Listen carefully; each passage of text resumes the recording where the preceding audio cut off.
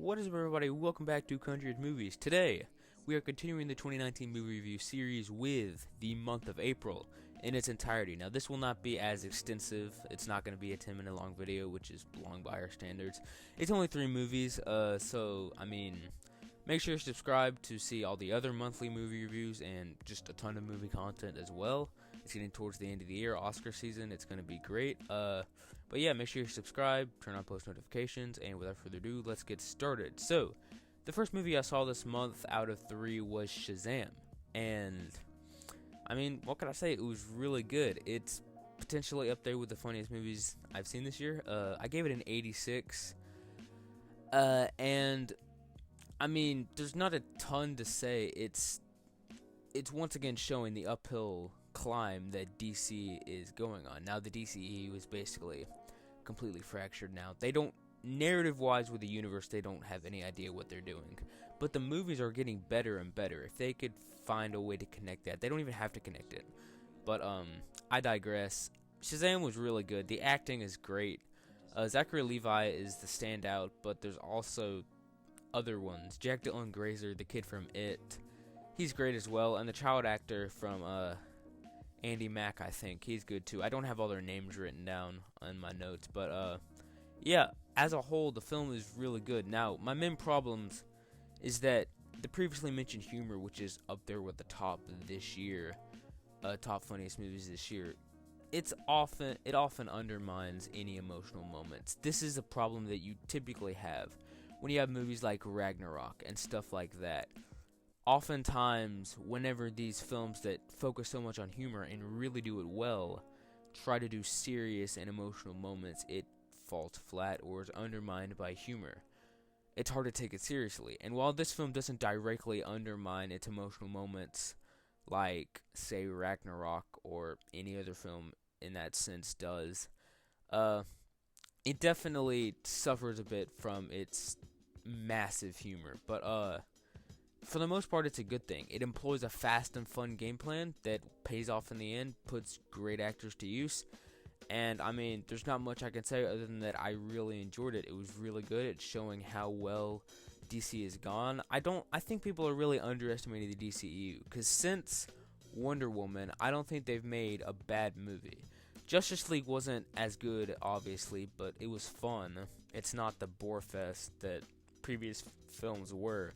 But, yeah, they're going on an uphill climb, and it's going to be good. Joker was great, but that'll be in October's review. But, yeah, let's go ahead and move on to Pet Sematary.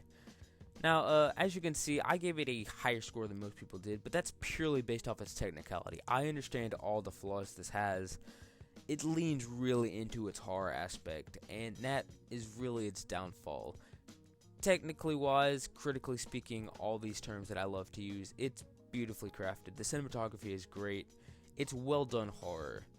But my main problem, as someone who's read the book and seen the old one, not necessarily saying the old one is great by any means, but Pet Sematary is a human story. Anyone that's read the book can tell you it's a super humanity-related story. It's oriented and centered around a man whose son or daughter, child is killed, and you go through the tragedy with them. And I don't think this movie really, it doesn't execute that emotion as well. In the same sense that Shazam kind of failed at doing serious and emotional moments, this doesn't bring the humanity out. It doesn't flesh out its characters, even though there's some phenomenal acting in here. Jason Clarke is great as Louis Creed, better than the one in the 1980 movie.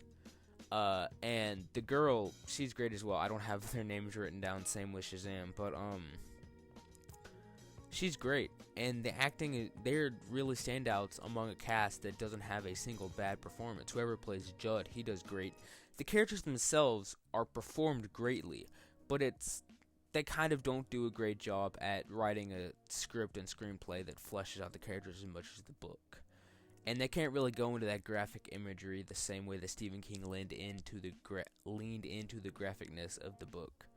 But yeah, I prefer Stephen King adaptations go directly from the book. Of course, you have your exceptions like The Shining, but for the most part, it's shown to be fairly successful.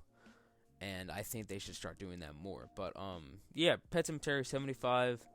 It doesn't lean into the family, the humanity, the tragedy, really, the inner conflict as much as it does lean into its horror, which it does well, but it doesn't warrant a higher score than 75. So, the final film that I saw in April, it was kind of a dry month, Endgame. Now, as you see, 86 high score, but this is pretty easily the most controversial opinion I will have all year. I did not like Endgame as much as other people, which most people take as me not liking it. I really enjoyed it. 86, it's really good. That by my standards is a really good movie compared to a lot of superhero films. It's just not as high as most Marvel movies, and if you've seen my MCU rankings updated, I'm not sure when the last time we did that was, but it's dropped a bit, simply because there's lots of movies that are above it. And I mean, I'll just jump straight into it. There are a lot of negatives that people choose to ignore. They're not necessarily denying, but they're ignoring it. The characters are not fleshed out. Simply put, Thor is played as an object instead of a character, a human. He's more of a joke. Professor Hulk is the cheapest way that they could resolve the inner conflict that they built up so perfectly in Infinity War. As a whole, this movie feels like something that was set up poorly by Infinity War and just didn't execute as well as Infinity War did. Infinity War worked so good as a standalone movie that it created such anticipation. And this is maybe the best version that Endgame could have been. I've looked up and thought of ways I could have rewritten it, and I've heard lots of great ideas floating around. But, I mean, this may be the best incarnation of the story, but, I don't know. I don't like it as much as Infinity War. It's not in the same ballpark as a lot of the MCU films. I don't have it in the same ballpark of what most people's opinions are. I understand it has a lucrative amount of fan service, and people love that, and I loved it, that aspect of it too. But it played to a different audience. It played more to its audience of comic book fans rather than to its audience of film critiques, film lovers. And I'm not trying to sound grossly intelligent and obnoxious above everybody, but it plays to a different crowd.